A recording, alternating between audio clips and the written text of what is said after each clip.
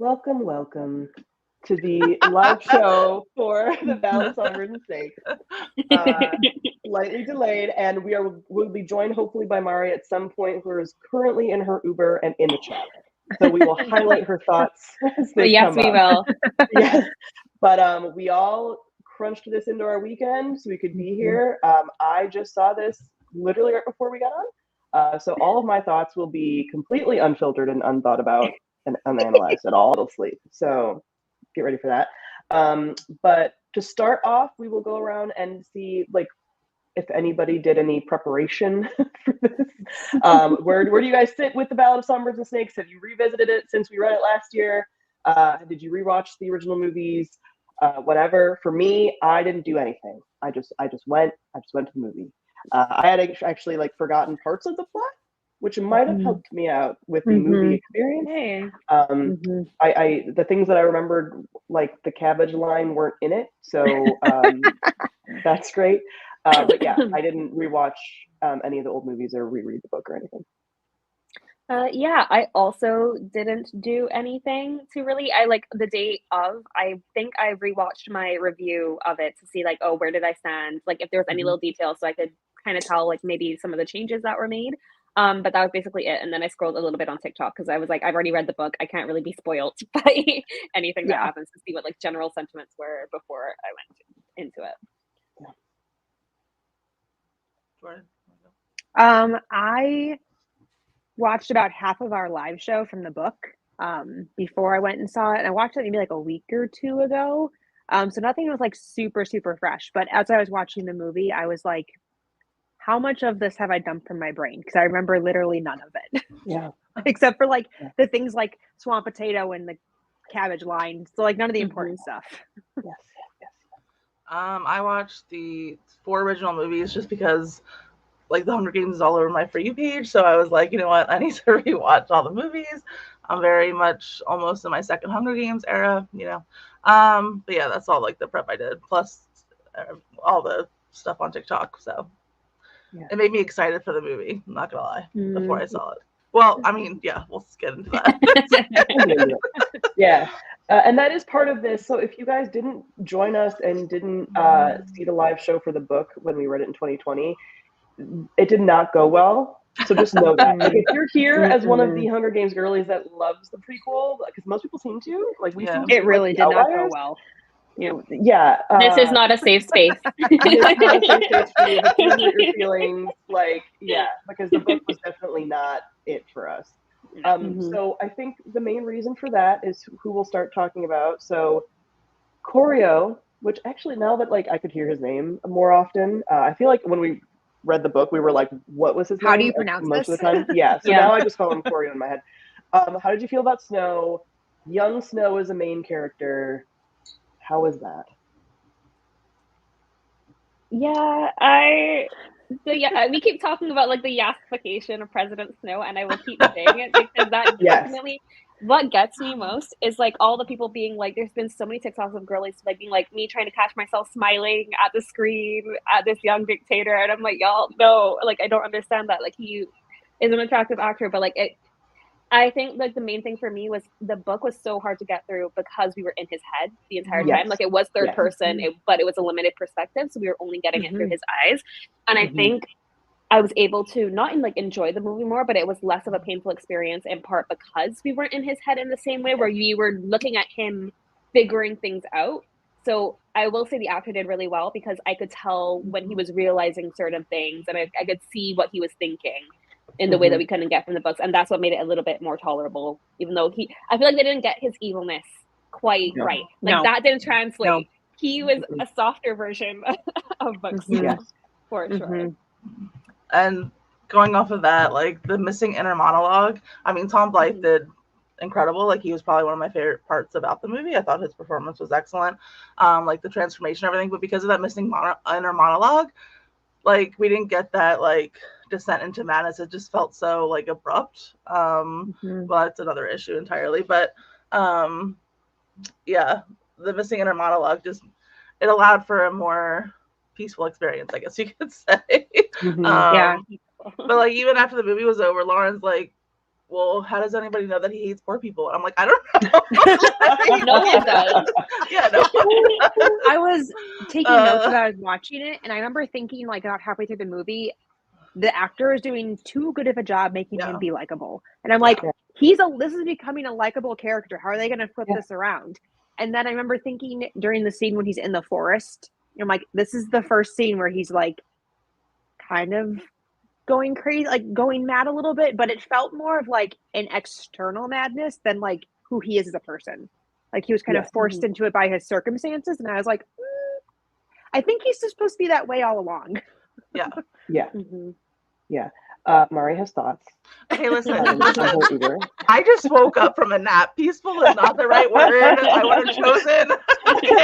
Like it was, I will say, along with Kayla, I think a lot of us are saying this, is that the movie experience was better for me than the book. Yes. Like the movie was like, but because they like took the edges away from what makes the book like such a not enjoyable experience. It's not supposed to be, but the book was so like, why did we do this? Where the movie, I was like, I can see why you could make a prequel. Like there was things about this that made slightly more sense. Still not the story I wanted to necessarily hear, but like, okay, like I see how this works for some people, I guess. As far as that actor, he's really good. Like we, my friend and I, and Maddie is probably fuming right now. I know, but that's the problem. Is they did again because and I told my friend this. So my friend that I watched it with has only ever seen the movies and recently. So they wanted to see it with me because she was like, what's the book experience? I know that you have feelings, whatever. So immediately before I ran here, I turned to her and was like, okay, here's the rundown. I was like, you're in his head in the book, and he fucking sucks. And like there's less of this gray area because what felt like to me the whole Descent into Madness we were talking about, this felt so Danny in Game of Thrones to me, where it was like they did like a switch too fast, where you didn't see enough. Like yes, you saw, he blackmailed his friend kind of or whatever, like he tattled on his friend, but they still made it be like, oh, but he's sorry. Oh, he's sorry. Like the whole way up until that happens. And so his flip, what seems so abrupt, where I think they could have sprinkled more in to be like, yes, there are hints, again, in the same way that I felt like there were hints for Danny's whole thing, but it was in the same, it had the same feeling to me of you didn't give enough of this, again, because we weren't in his head, and we didn't have this, like, as we saw in the book that, like, he, again, truly hated poor people, but in here, it seems like he's empathetic. It seems like he's empathetic to the cause, whatever, because he's poor too. And so, like, but I remember... Go ahead. I was saying, watching this movie, I was thinking, like, how did he experience all of these things and, like, live in this district and, like, have these friends and have this girl in his life and then become who he becomes? Like, which I think is what you're saying. That's the thing, is, like, in the book, we never had to question who he was as a human, because from the moment we meet him, he is absolutely trash. Like, you're like, there's no redeeming you. This is who you were always going to be. We just saw, like, how it progressed to the point that it progressed to. But in this, I think the people who made it couldn't think of a way that people, like, to get an entry point for the audience without having to make him a little bit sympathetic. And so that changes the story fundamentally in a way where, like, in the book, I understood what Suzanne Collins was trying to do in a way where it's like she was never trying to make us sympathetic towards Snow. It was just sort of exploring, like, when you're polarized, this is what happens to you, and how you can, like, justify, like, how far you would go to, like, get power or whatever. And then in the movie, it was just like here's Snow, here's this sweetie, and much the more girls gray. He loved didn't trust him, and so he became evil. He became and, like, how did you go into the Hunger Games and then think, you know what we need more of? The Hunger Games. Like, we need more children murdering each other. How did you get... they didn't make him, like, quite conniving enough. Like, again, there was elements there where they showed, like, okay, he had such a part, but sort of similar to what we said when we read the book, where I'm like, I don't want all of this. I don't want him having been in 12 and, like, the Katniss and her bow being the Katniss bow and whatever. Like, all his that. His dad died in 12. His dad died in the forest in 12. Right. And I'm just like, none of this adds, like, I get that some people are like, I love when a prequel does this, but it felt too much like, you see him dead, you see him dead. The whole like, movie, the entire time. Leo pointing gift, like Leo, yes. like even like that zoom in when he goes into the arena to rescue Sejanus and they zoom in on the bow and arrow. I'm just like, okay, guys, like, but I actually am a sucker for those things. Like I like review this on TikTok, and I'm like, I like those little nods because I'm a sucker. But back to heavy-handed.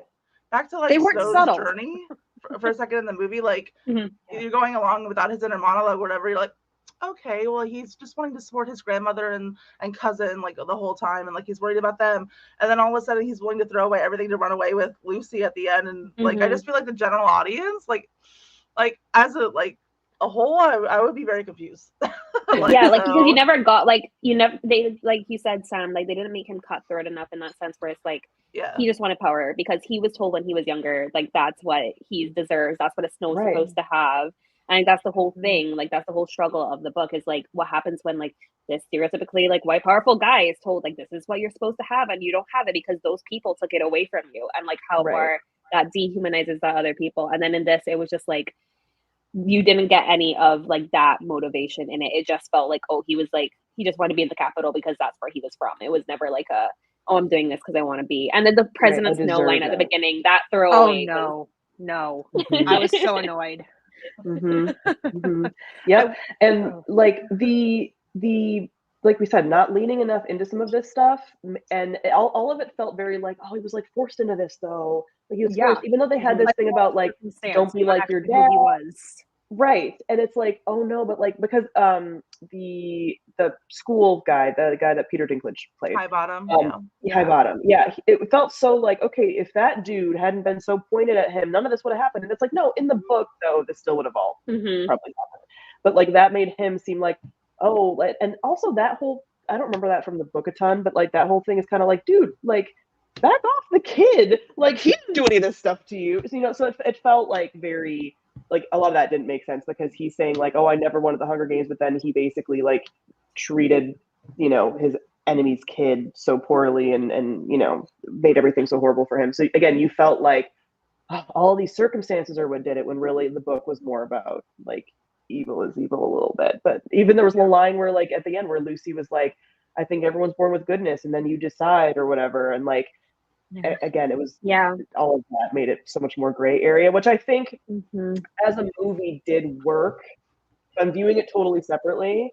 Like I think that made it a more enjoyable film experience, but it shouldn't really have been, right? Like that's not actually the point of the story. But like, I was like shipping them, and I was like, stop. Because I hated the whole thing with all I hated everything.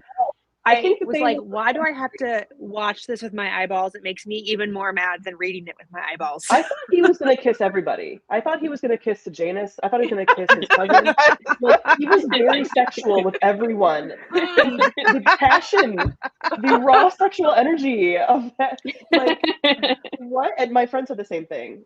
She was like, he was just very charismatic. So again, I just felt like it was a very different character than what we got in the book. And it's very like to see them like make him a more sympathetic, because now people are going back to the fucking first trilogy and creating clips of him like in a way where it's like, bros, we can't be humanizing these people. Like we cannot. You imagine him having to like hear his lover's song all the time in the song again. And I'm like, the one that he murdered potentially, like same one. Well, and then there's like bits of pieces they put in there to like kind of hint at like that he might be, I don't know, to me it felt like kind of like a serial killer. Like I felt powerful taking this person's life or like things like that. And I'm like, I feel like you're trying to make us think he's evil, but it's not working because this actor is doing too good of a job. Too charismatic. Like the third part, the very third transformation when he becomes like more Snow-like or whatever. I know the movie, I know how we feel about the story, but I could use more of that version of him only because like he left a bad taste in my mouth, which is what's supposed to happen. Right. But there was a point that I was gonna make, but I don't remember. Come back to me. That whole third part, I agree with you, Kayla, that like we needed more of that. But that whole third part, like my friend actually turned to me during the movie and was like, "This feels like a whole new movie." Like, it's so like it hits a brick wall and it's slow And like, we talk about that in the live show for the book too. We do. Yeah. About how the second half of the book feels like a different book from the first half of the book. I meant when we felt that it should have been split Draco into two, but we didn't want a second book to this. Oh my god. I remember that. You mean the one where he's like back in the Capitol and just at the very end. Because like the whole third act felt like an epilogue. It was like a 2-hour movie and like a 50-minute epilogue, and I'm just like, you can't after arena action, you can't just boom. Right. Like it feels so slow. Like it was just so jarring. But I remember what I was gonna say now. Tigress, I loved Tigress and how we kind of saw Snow through her eyes, and then at the very end she was like, you look just like your father, Coriolanus. Like I loved that part. The Corio and used his full name instead of just Corio. And she said earlier in the movie, I think that his father had like hate in his eyes or whatever. Hate in his eyes, like that was the only thing she remembered about the way he looked, was that he had hate in his eyes. People, been picking that up, and I was like, it's the little details like that where I'm like, okay, they're small details. Like the compass is still included in the end too, where he's like carrying his dad's compass as his way to get back to civilization, which is something from the book that I really liked. So like there were the small details. It was just very heavy-handed. In the parts where it shouldn't have been heavy-handed. Yeah. So we'll obviously continue to talk about him, but Lucy Gray as our other sort of protagonist. Thoughts? She wasn't my favorite part. I think I liked her in the movie better than the book, though. Yeah, but I still didn't love her as a character because, I mean, she's not in the trilogy, so she just feels like a plot device to get him to move through his story, and then her ending is so ambiguous. Like, what happens to her? And speaking of not being in the trilogy, I cannot believe they omitted them erasing her completely from history, because any casual viewer is going to be like, there was no female Lucy Gray 12 winner before Katniss, and I didn't like that. Whenever they were cutting down the edit of that movie, they fucked up by taking that part out. Like that part was actually a part that you would need. You need it. But I also, go ahead, Jordan. I did feel like the ending, when I sat there and was watching the ending, I'm like, this feels too ambiguous. Like, they are not planning to make any more of these movies, are they? Who knows? They're cash cows. So well, that's what I was thinking. Collins writes another book. Yeah. Or but they won't do something like, I don't know, Fantastic Beasts and just make it up as they go along. Oh no! I don't think so. No. Right. I actually, that's how I felt. Don't speak it into existence. Because I felt like it was so ambiguous. They don't erase her from history. They don't No, I don't think this is gonna have it. I mean, I don't think it's. I think they're done because they did the whole Snow's line at the end. For Lucy, Rachel can sing. She can sing a tune. Yeah. She was fucking. The fact that she did it all live while they were filming, also. Yep. Kudos, stunning. She did what she had to do with that character. She played the character exactly as they were in the book, where they're very manic pixie dream girl. The accent distracting. I will not lie. The accent kind of kicked me out the first couple of times. And then one of my flatmates that I saw it with was the part where she eats the petal.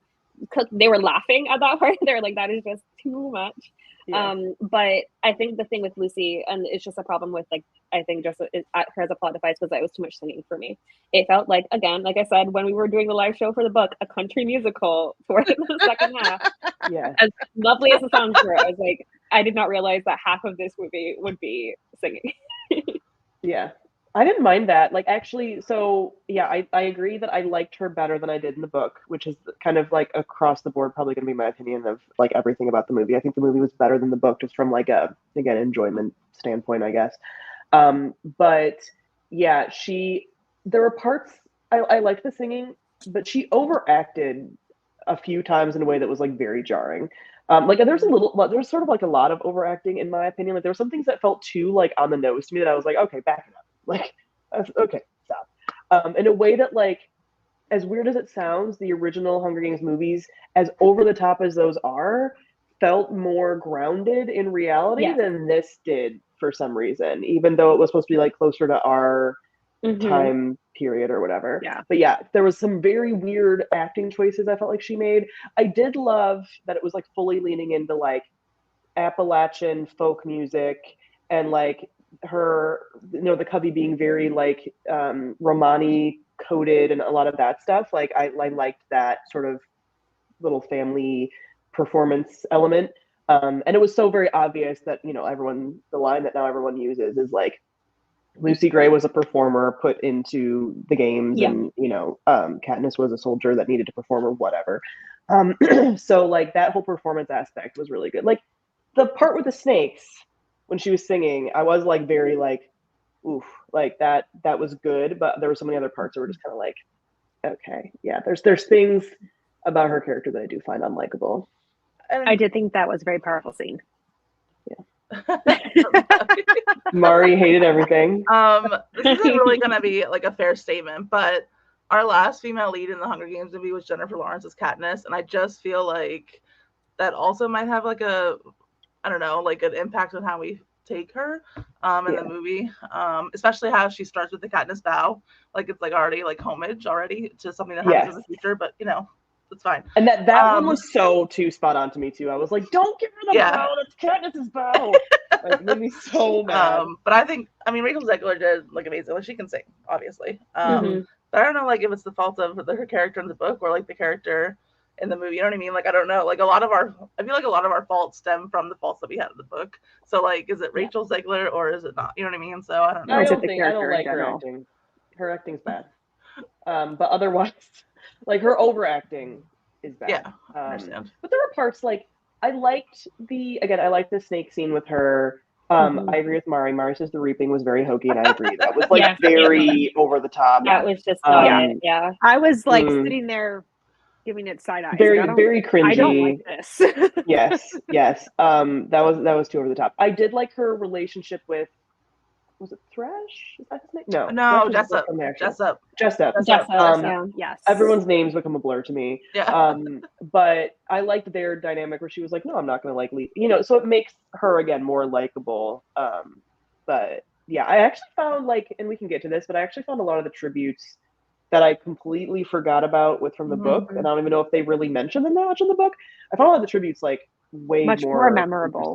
Yeah. The games part was definitely my favorite part. Oh yeah, of it, because it's always I don't know. I just feel like it's always gonna be, because I felt like it was getting to the point that the original trilogy had gotten to with the I don't know, just the acts of humanity within it, juxtaposed. That was the core part.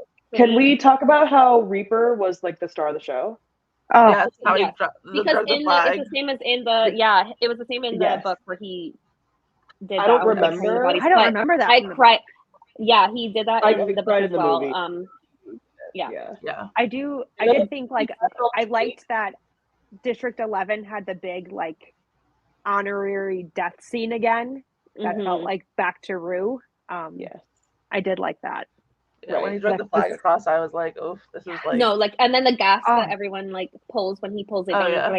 Oh my god! They haven't just watched people be murdered 30 seconds before that and didn't have that reaction. Right. Mm-hmm. Beautiful. That when he gets taken over by the snakes in such a Oh yeah. And, it's so good. Yeah, all those moments of tribute, humanity was obviously really great, because that's what's great about the first ones too. That the capital is so they're barbarians and they're not really people, and then you see all these things. But again, it makes it, I feel like it cheapens so much of the stuff, because people are like, oh, that's why he's so sensitive to Katniss memorializing Rue, and it's stop. I didn't even think about that. I mean, either. Yeah. I didn't even make that. Yeah, he probably forgot that happened. Yeah. Yeah.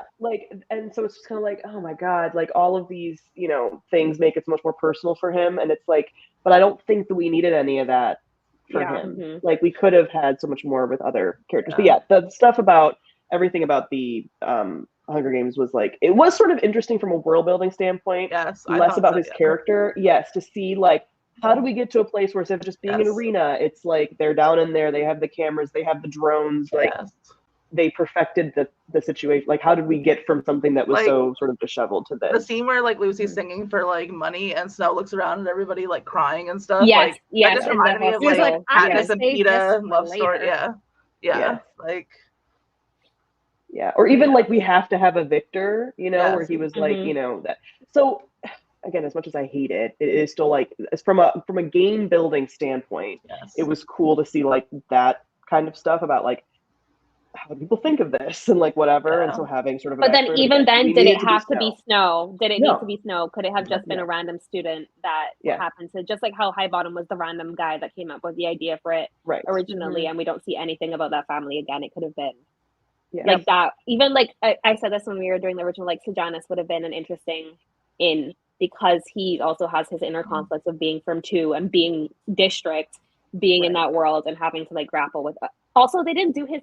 So talking about Sejanus, my little baby, my bean, love of my life. The fact that the bread scene from the book was not done any justice because they barely showed it on the cameras. Rude. Yeah, that was so rude.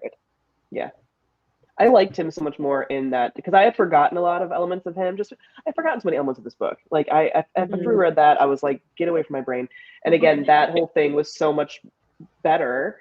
And like seeing him, but it was with this like, oh, it would have been cooler to like again follow him, and maybe he's seeing what's all going on, but we're not following Snow as a main. Like even having it still be Snow, but we're not following Snow. We see him in the same kinds of ways that we saw Sejanus would have, and hints, and we can fill in, you know, how awful he was being. Even that would have been better.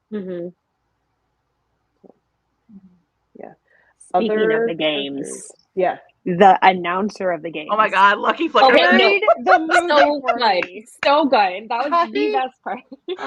All of his one-liners landed so good. Like it was just the comedic timing was perfect. Fantastic. And I sat there genuinely for most of the movie, like, is this Stanley Tucci in makeup? Because I felt like it was so close to what he did with the character, but like, oh my gosh, when he was giving the weather report, like in the middle of the weather. Or when he called to change his dinner reservation, this is taking a little longer than I expected. And he mentions the high chair, so you know it's like a little piggy. My God. Yeah. That it did make me like, these drones are not very good. It did make me still miss the Tooch though, you know. Oh yeah, I mean, like Stanley Tucci. But he still did a great job for a character that everyone knew, like is one of the Hunger Games, like, you know, Caesar Flickerman. So and when he was like, all colors lead to gray. He was like, that's good. That's good. You're like, where's my applause? Someone give me a clap. Oh my God. Yeah. He was my favorite part of the whole movie. Yeah. I loved him so much. How do we feel about Viola Davis, since we're talking about I think she like, okay, sometimes it was like mad scientisty, but I feel like she was having the time of her life with this role. Like she was enjoying herself. Yeah, she was like, let me do stuff like this. So yeah, that was another element that I felt like was again a little over the top. Oh yeah. But I was also like, okay, like I get that it's this universe and whatever, but yeah, there's a little bit, I don't know, there's a little bit too much there. But also I'm like, those elements of like making all the different, I forget what the things are actually called. She's having fun. Sorry. Oh my God. I did not love that character. I thought it was I thought it was too much. Like it was a little bit too much. Yeah. Again, in comparison to one of my favorite characters in the originals is it Plutarch or whatever? Plutarch Hedinsky. What's his name? The actor that passed away, who I love and adore.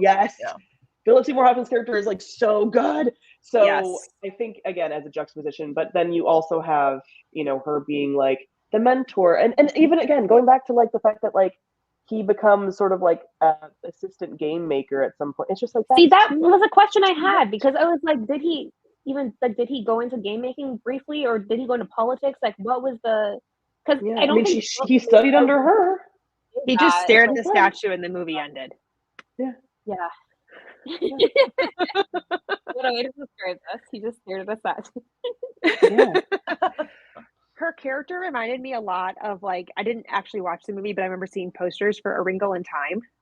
And like she looks like the same character. Like I don't know. From like the setup, like the costuming and all the stuff. Yeah. And I don't know. And like I feel like Peter Dinklage is like American Tyrion in this movie. Like we all know he can play that type of role, you know. So I would have liked to have more of that the stuff that was revealed at the very end about why he doesn't like the Snows sooner, because again, it was like, context. Why is he picking on this kid? Like, well, and all he keeps saying is that it's his dad's best friend. Like, he's his dad's best friend. Right. But obviously they don't get along anymore. Right. So, and like something happened, and he's like, I will never let you in, and blah blah blah. And it's like, okay, can we get something like revealed more? Yeah. Which I know keeps pointing to this, like, okay, it's in the blood. They're all kind of bad. But yeah, I would have again liked more. And the other performances, I needed more Hunter Schafer. Like, I just love her. Yeah. Like, I don't know if you guys are like Euphoria fans, but Hunter played Tigress.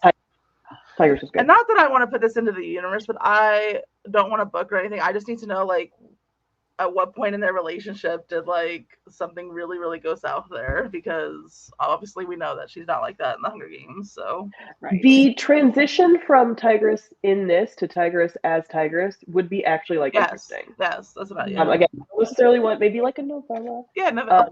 We read. But like, wow, like, even Maddie would take a Tigress story. Like, did you see this?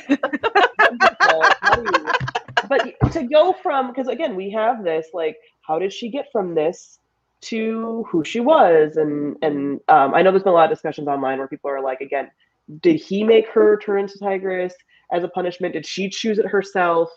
Like, what? Yeah, what and part of it, to me, a question that I had, again, I've been having these conversations since we saw the movie, was the whole transition of her agreeing to be a stylist in the games. Because that feels kind of antithetical, like she would even want to take part in any way. Like, even though that is kind of a role that helps the people, like it helps them in order to get donations and stuff. So I could see that, but it just feels like there's a jump and a leap that we didn't get. And then they also removed entirely the whole hint that Tigress is sort of like it's a prostitute to get money for the Snows. Like that was hinted at in the books, but completely left out of. And I'm wondering why that was, because like that was an integral part of like he always looked down on Tigress. Like in his head, he was like, because she did that, bullying the Snow Nation, doing this, and then that's where like they were close in the movie. Like in the movie, you felt like that was a very affectionate, loving like relationship the entire time. So, yeah. The other thing is like all these relationship dynamics, like it made him so much more likable because like him and Sejanus, like I truly believed that like they were close, and like besties or whatever, at least at a certain point. Maybe not like during the movie, but like you can see that there's like a history there, and like even that was stuff that like I didn't really get a sense of in the book. Like it was you know, like all of these things make him more likable, which is so annoying. Yep. Like why? So. How did you feel when the small kid brought the swamp potato to her? I was sitting there and I was like, too early. It's too early for this. I hate it. But Katniss has, and I'm just like, okay, now we know Katniss is named after the music hit a little bit. The music was Katniss' theme. Like I was like, okay. Yes. Or when they did the hanging tree music, that was a little bit more like the hanging tree music from the original, and they were like going to sort of escape. That part kind of was, I was like, oh, I hear it. But again, it feels cheap when they're like, remember this? Remember this thing you love? I don't like when movie franchises or any kind of franchise tries to do that. Like, it feels icky. The one aspect of that they did well was the Jabberjays, I felt like, because it was very haunting. Like, to hear, like, the last words of people around the hanging tree or whatever. Like, that was well done, I thought. Yes. I also did not realize the hanging tree was an actual tree. It wasn't. Like, oh, there's a tree, Jordan. That literally was a scene. Jordan. I'm telling you, I think I dumped every single morsel of this book in my brain. That's so valid. But I was like, it's an actual tree? Sweetie, no, I'm not. Sweetie, no. No, I'm not. To be fair, as a movie, it's not bad. The story, I don't love that this is the story they chose to tell. Like, I loved the elements of the world building of what we got to see, because it was cool to see how early Capital and like early Panem life looked, versus like where it gets to, and like seeing the seeds of how it got there. Like that. Yes, that is. I agree. That was cool. You know, I feel like people had questions about that. Yeah. Like when they go into the arena for the first time, I was like, that's it? That's the whole arena? Right. And then when it blows up, you're like, now we have an actual arena. Yep. Kind of like a cornucopia in the middle. Like it just I created a semi-cornucopia. A little bit, because in the book when I read it, it sort of felt like it was like an arena we would think of, where it's like, oh, they have sports games and concerts, and I liked that element because, like you said, it's supposed to be near enough to our future that we recognize things from it. So by changing it, everything just felt like it was felt a little bit too futuristic, to the point where it felt like it was just part of the 75th like era of like whatever I was looking at that point, versus like I was sort of hoping it would be like a rundown actual sports arena. Yeah, it felt a bit more like a gladiator arena. Yeah, they obviously changed it so it was like a built arena for this specific purpose, but it's also like the whole point is we're supposed to be building on the world that had already been in crumbles because of that first Civil War that led to the Capitol being created. So it was like an interesting choice. Since Nicole's trying to come for my throat, so the world building element and the plot element can be two different things that you judge differently. How that works. So like again, as an addition to the Hunger Games like movie franchise, like it's still not a story I wanted. I never was curious about what Snow was like as a child, or like how he became the president or anything. Like I didn't care about any of that. I need that. But I do think that some of the extra things that they added in to bulk up the world was interesting. Yeah. I think we could have gotten, I turned to my friend after the movie in the 2 minutes that I had to talk to her before I had to run out. And I said that like, we could have gotten, if there was elements of this that Suzanne wanted to include, we could have gotten Mags's games, which is the next part of it. And had hints to what happened the year before to like solidify, but actually followed Mags. Like, a character that we know. Who's not Snow. And that would have been way better. Nicole, I disagree. Like I think movies can have like shitty plots and still have like, I'm not saying this is the best movie of all time, but like there are movies that have like god awful sort of just like plots that can be like very beautiful or whatever. So you and I just like disagree about movies. That's fine. Okay, so I think what Nicole is trying to say, and like something that I kind of think about with the story, with everything, is like as a Hunger Games movie / book, it added little details. It was Someone I was with was saying it feels like a fanfic. Like this would have been a great fanfic. It's not a great actual canon addition to it because it was too simple. It was too heavy-handed. It didn't have the quality that the first series did. Because I was saying, like, I was talking to my friends after, and I was like, hey, like, do we think that actually the game maker was the one who set off the bombs when they were in the arena so that they would have an excuse to do everything they did? And I had to make that. They did not add that as part of it. So it was like, it was a little less complex in a way where you might have had that thought more readily watching it than just being like, oh, hey, I wonder if that was something that was included. So I feel like it was a step. It was like a D when the rest of the Hunger Games is like BA pending where you are. Like, and I have to laugh at like everyone online saying this is the best in the franchise. And I'm like, sweet. I was so angry. I was like, been out for a date. Catching Fire is right there. Catching Fire is like probably the best book to movie adaptation I've ever watched of all time. Like, yes. Truly. Yeah.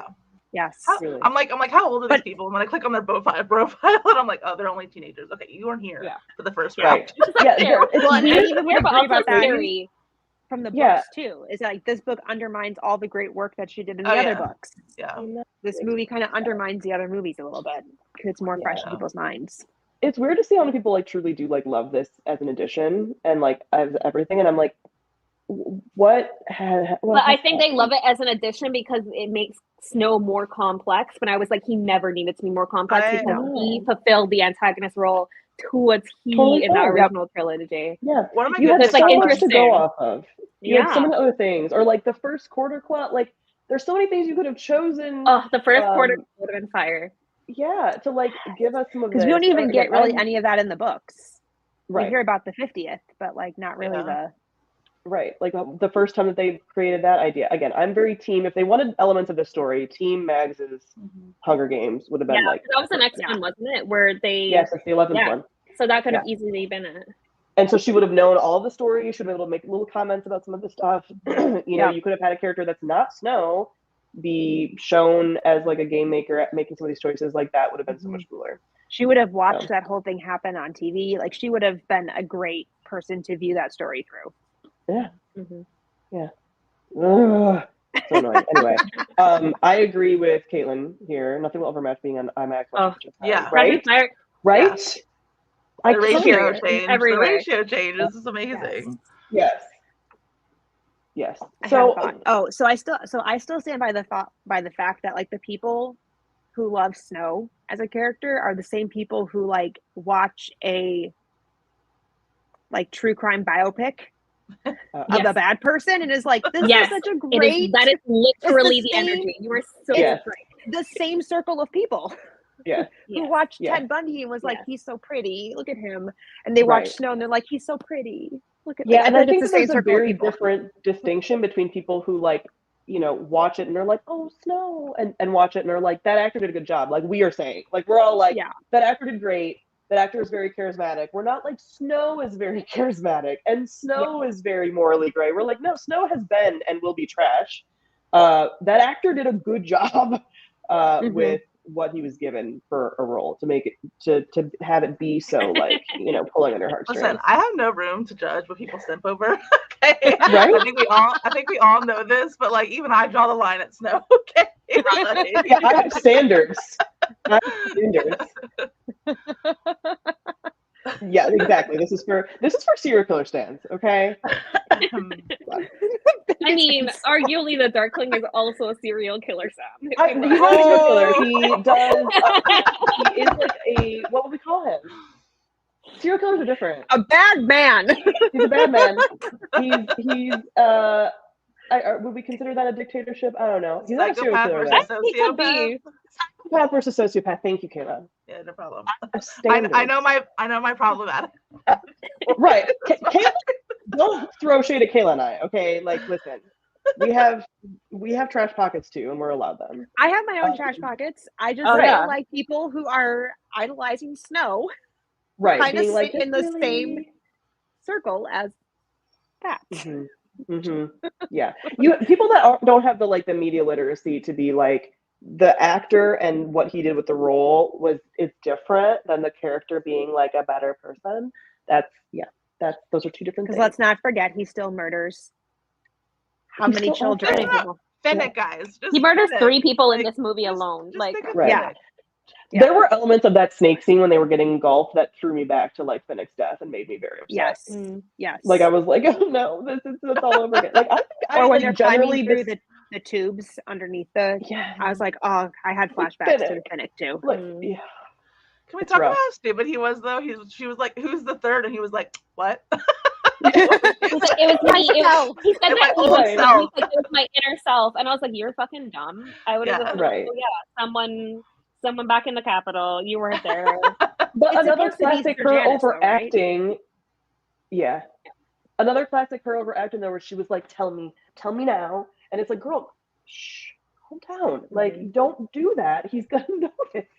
Like, you not have, and she obviously shows having like a little bit of self-preservation. But then she doesn't, because she's like, oh yeah, I'm the only loose end when she sees the gun. And then she's like, bye, the knife. You're like, girl, you're so stupid. There were elements in the arena that I like was watching her do stuff, and I'm like, you are very dumb.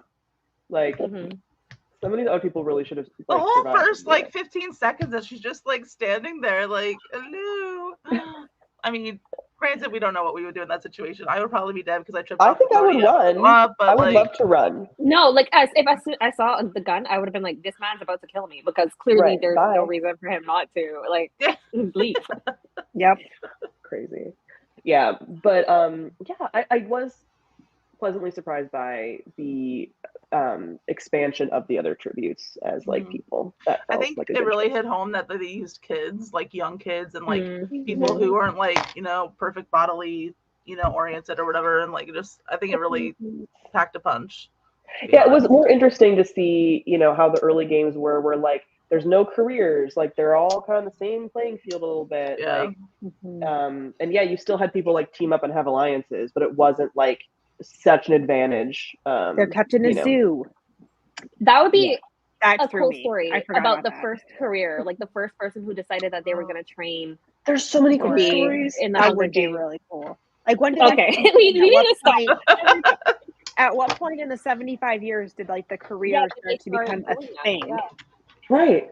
Well, and that just that whole idea of, you know, that's another way to like, you know, team them up against each other and like, and all was it that. something that the Capitol introduced because they realized, oh, hey, we should have some people who are actually good at this? Mm-hmm. Maybe that was the first quarter quell and we just don't know it. Like, you know, trained for the arena, or like maybe it was an extended training. Yeah, I don't know. You know. I mean, all of the elements of the Hunger Games and how like manipulative it is and how they get the, you know, districts to kind of team up against each other is like very genius. Like adding in this whole like volunteer idea. I saw someone talking about this on TikTok earlier. That then adds the idea of if you don't get volunteered for, you know, like, and there being, you know, that whole icky sort of like feeling or whatever, then being able to volunteer, you know, as a career or whatever, but then you can't volunteer later. Like adding all of the rigging of the reapings in as a thing they obviously do sometimes. So, yeah. Any other thoughts of things we didn't mention before we give sort of concluding thoughts about this? I didn't realize this until after I had finished the film that they took out the funeral scene from the book where they drag the bodies through the streets. Because I don't know if you guys remember that either, but it was like I think I blocked that out. Point where I had to like put that book down at that point. But it's interesting to see how they sanitize. Someone else was talking about like the sanitization of the death in this movie specifically. Minus like obviously you see the hanging and stuff, but like a lot of the like death scenes that have a lot of blood and all of that stuff. So it's interesting to see that done here. I feel like the first Hunger Games was visceral with the violence. Was it a specific character that was dragged through the streets, or was it all multiple? It was all of the tributes that died in the bombing were dragged through the streets as part of like a parade / funeral procession to be like, the rebels did this, and so we're gonna like treat the dead bodies of these children in this way. And I feel like that was like the one point where I was like, I felt the same horror reading the Hunger Games that I did in that book, but it was like missing. But I think it might have been a rating situation or something. That's very true. The line when his grandma was it his grandma or was it the game maker who was like, they're going to celebrate this boy's death throughout the districts and like it's a victory. And I was like, are you not doing the exact same thing? Right. The accuracy. Yeah. I do. So cute. I know, they are very cute. It was interesting too, even just like some of the things that you can then see change the Hunger Games, because when they had so much like dead air, right? Like there was so much time where they were just like watching them, and then you know, like in the more recent Hunger Games, it's like they're like, get them out there, do something, add something, make you know, you can see how it turned into like the spectacle and stuff. That it was. Which also, is, again, how like people were rooting for people, like at the very end when they were like, get her out of there, like everybody was just like, you know, that was really powerful, I thought. So yeah, there were some elements of this movie that still like hit me emotionally, but again, it was mostly stuff. I mean, it was all stuff like with the tributes and like not so much. Again, Reaper being like peak of everything. So yeah. Okay. So final thoughts. I guess if you were to give a star rating of like the movie, I guess as a movie, as you know, adding to the story sort of like separately, you know, what would you rate this? Where do you rank this in the Hunger Games as a whole now? It's from the movie franchise. So it's the bottom. Yeah. So I thought the movie was enjoyable to like like it was a fun movie to watch. I enjoyed it more than the book. I don't think it needed to exist. Right. Just like I don't think the book needed to exist. I think I gave the book like a 1 star. I think we all gave it 1 star. I would give the movie like maybe 3. I mean, it was a good time overall. I wouldn't really I wouldn't want to rewatch it, like make the choice to rewatch it. But if someone was like, you have to rewatch it, I'd be like, okay, fine. Like, I'll rewatch it. I don't know if I would sit down and pick this as my first choice. Like I wouldn't, but if it was like on. Thank you, Nicole, for giving me your permission. Jordan, I agree. If it's on TV, I'll probably be like, I'll keep it on. But I won't. I also watch Gone in 60 Seconds when it's on TV. it's too long for that. It's 3 hours long. Like that's It is. Okay, actually, let me rephrase. If it's before Arena, I'll keep it on. If it's after Arena, we can just change. After Arena, no. Yes. Although the folk music post Arena, like those little parties they had, that slapped. I'll say those were fun. But yeah, I wouldn't watch it post Arena. I actually thought it was like so in character though when like she wrote that song for him and he didn't even care, like he was just paying attention to like Sejanus more. Yes, he's a bad person. Again, elements of him just being selfish and whatever. I'm very intrigued to see more with that actor because again, he's good. So I'm like, what's he gonna do next? But yeah, I do think it added again as like from a movie production standpoint. Like it fits so seamlessly in, right? Like the cinematography and the sets and the costuming and everything was like so perfect that it all flows instead of it feeling like a separate thing. Because I think sometimes prequels especially movie prequels, have a hard time looking like a prequel because it's like, it's more recent and whatever. And so they add all this stuff in that you're like, wait, like that's not going to flow correctly. And this from like all of the like style choices and cinematography and like I definitely color palettes and whatever fit it really helps well. that it was like the same director, same like everything, I think. Even at the beginning, like the first like couple seconds and you see like the main street with the circle where the tributes eventually parade down. I'm like, okay, this is kind of cool. Like seeing the Capitol like 70 years. And they're building it. Like you can see that they're still building all the high rises and stuff. Yeah.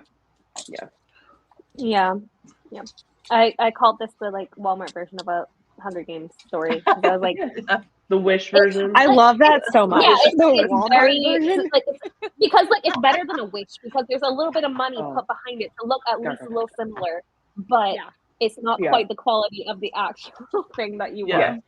That's it where did I make laughed. me want to watch like the original trilogy. The original trilogy. Or Quartet or whatever again. Yeah. So or at least Catching Fire.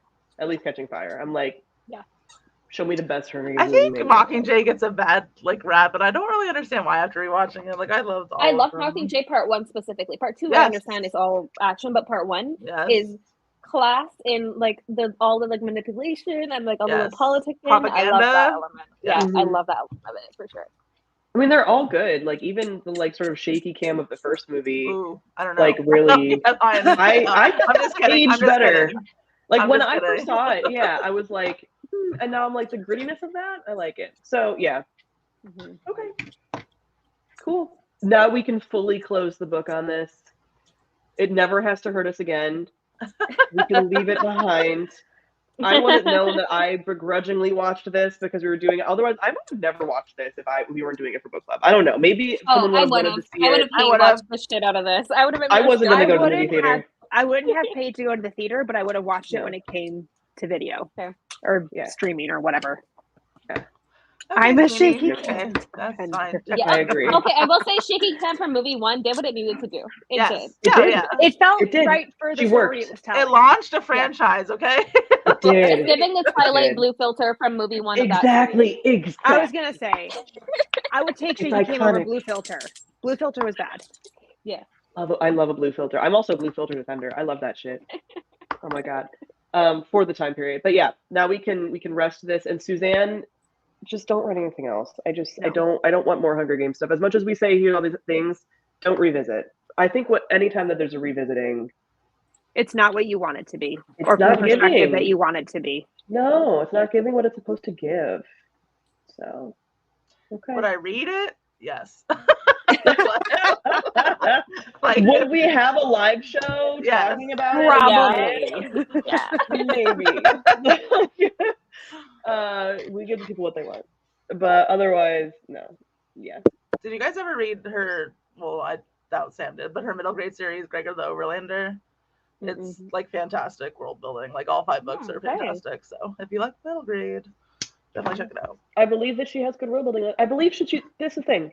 And this is what we said in the original live show. She's a good writer. And then to see her do this, you're just like, Suzanne, literally pulling for you. Yeah. Like the Hunger Games is literally structurally perfect. Like literally, like I don't think that the Ballad of Songbirds and Snakes is not. Like it is not. Yeah. So okay.